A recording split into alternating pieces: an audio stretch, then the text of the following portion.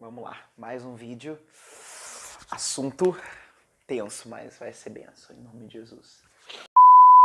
Fala galera, graça e paz, tudo bem com vocês? Espero que esteja tudo bem, você, sua família, sua igreja, sua casa. Mais um mês se passou, né? Estamos agora na metade do mês de agosto praticamente, como o tempo tem passado rápido, né? Eu tenho certeza que pelo título desse vídeo, pela thumb, você deve ter sido chocado, essa foi minha intenção, né? Espero que tenha chamado a sua atenção. Mas eu gostaria realmente de dizer isso, eu gostaria de fazer você refletir nessa noite, eu gostaria de fazer você refletir hoje sobre esse assunto. Não seja crente, não seja crente.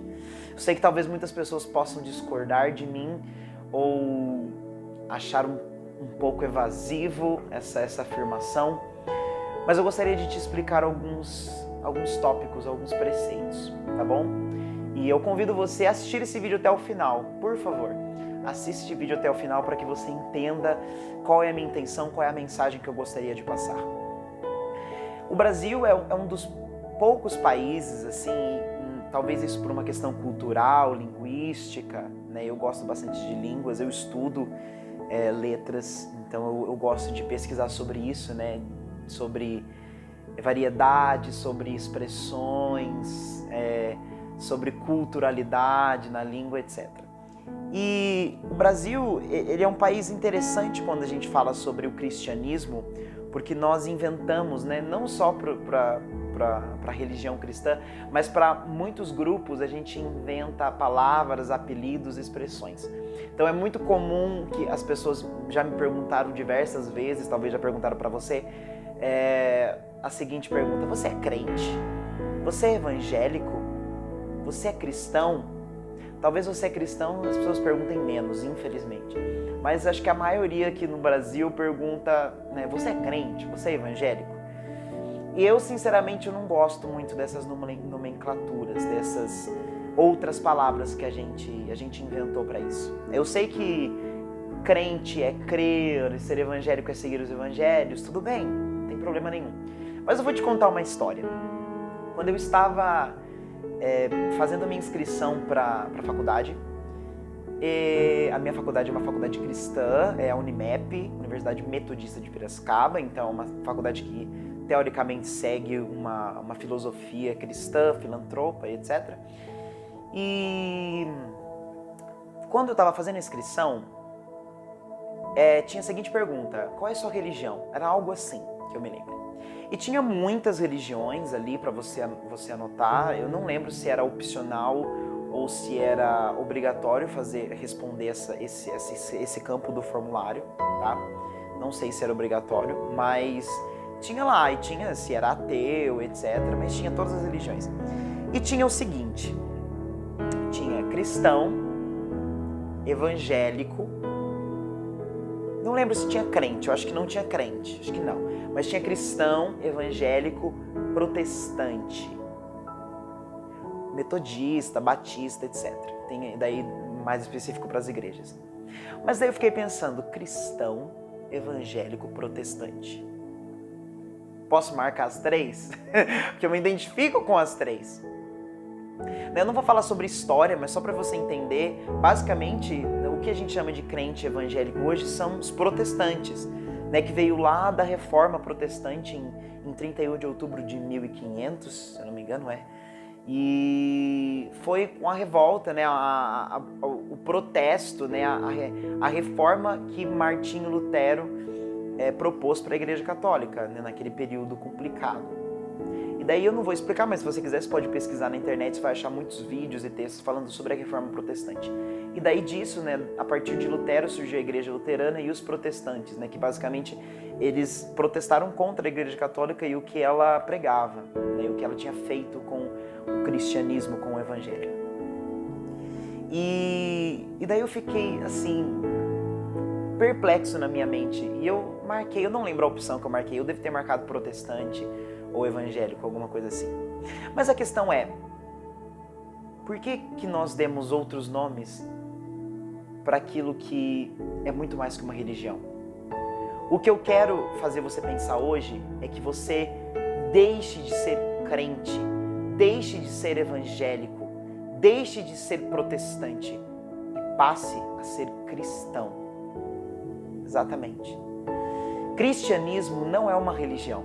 Esses dias eu vi um vídeo, e eu não me lembro exatamente o nome do pastor que estava pregando, é um vídeo antigo já, mas eu vou deixar ele aqui, tá? O nome do pastor desse vídeo que eu assisti e o nome do perfil que esse vídeo tá para você conferir. E ele dizia assim, que o cristianismo bíblico não é uma religião. O cristianismo bíblico é uma vida. Ele usou exatamente essa expressão, né? O cristianismo bíblico não é uma religião. As pessoas fizeram do cristianismo bíblico uma religião. Mas o cristianismo bíblico é verdadeiramente um estilo de vida. Um estilo de vida, ou como os americanos dizem, um lifestyle. Eu vejo muitas pessoas de outros países falando Christian lifestyle, estilo de vida cristão, e é justamente isso que nós deveríamos prestar mais atenção e focar os nossos olhos. Cristo, ele não veio para estipular mais uma religião. Ele era judeu, ele pertencia ao povo judeu. Ele fez todos os estudos judaicos, ele fez tudo o que a lei ensinava-o a fazer. Ele fez, mas ele veio proclamar o reino de Deus. Ele veio instaurar na terra o reino de Deus, que não é uma religião, é um estilo de vida. Eu sei que talvez para as pessoas que são muito religiosas isso seja estranho, seja muito difícil de entender, mas a realidade é que nós ficamos tão presos às religiões, tão presos à doutrina de homens, que nós esquecemos da verdadeira doutrina de Deus, da verdadeira doutrina e o estilo de vida que Cristo nos ensinou. Aquele que é cristão é muito mais do que o ato religioso de ir à igreja. O estilo de vida cristão é muito mais do que o ato religioso de entrar, de cumprimentar o irmão, de erguer suas mãos e dizer glória a Deus. O estilo de vida cristão vai muito além do ato religioso que há em você fazer as suas contribuições, seus dízimos, suas ofertas. É muito além disso. Eu gostaria de dizer para você e falar para você sobre um texto. Eu sempre trago um texto bíblico e hoje não vai ser diferente.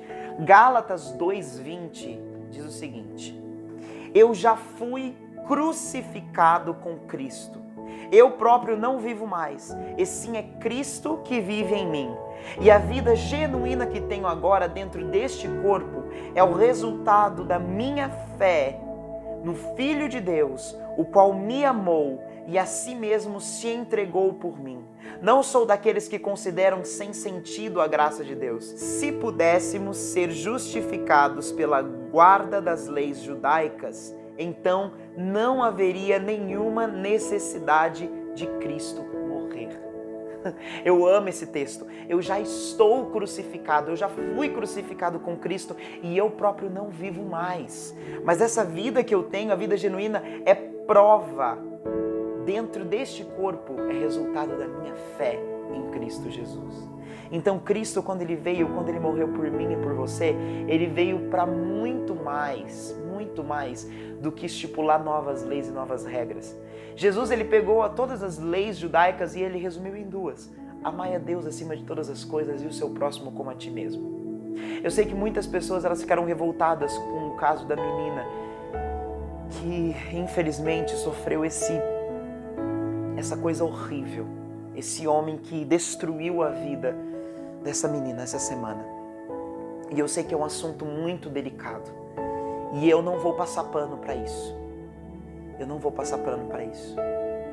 Mas o mais horrível foi ver as pessoas apontando o dedo para essa menina, apontando o dedo para esses médicos e pessoas que se diziam cristãs, pessoas religiosas, mas pessoas que não têm o mínimo de amor que Cristo tem. Eu sei que talvez você discorde de muitas coisas que eu fale, mas uma verdade é que nós já estamos crucificados com Cristo. E se você ainda não está crucificado com Cristo, se você ainda não escolheu e vive esse cristianismo só de fachada, pare. Pare de ser crente. Pare de ser evangélico.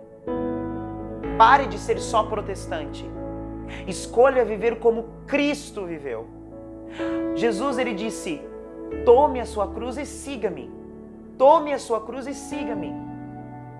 Ele não falou: vá, segue todas essas ordens, dê seu dízimo, sua oferta todos os dias. Não! Eu tenho prazer de fazer a obra do Senhor. Eu tenho prazer de falar de Jesus, de pregar, de cantar, de dizimar, de ofertar, porque eu sei o preço que Ele pagou por mim.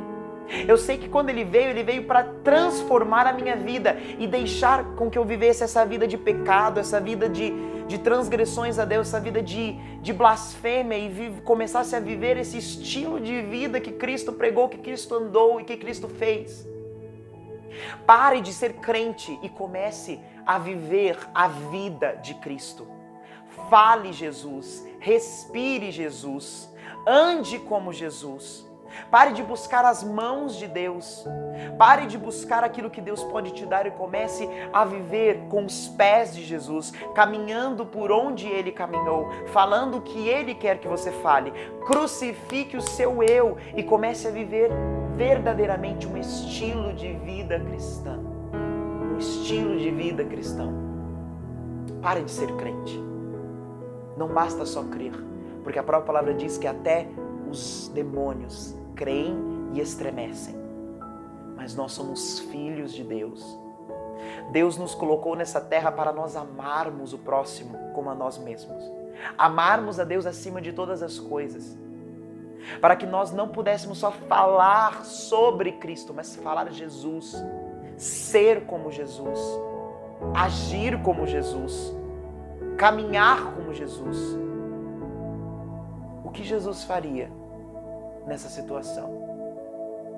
O que Jesus faria se Ele estivesse lá no momento que toda essa tragédia aconteceu? O que Jesus faria? Pense sobre isso. Pense sobre isso.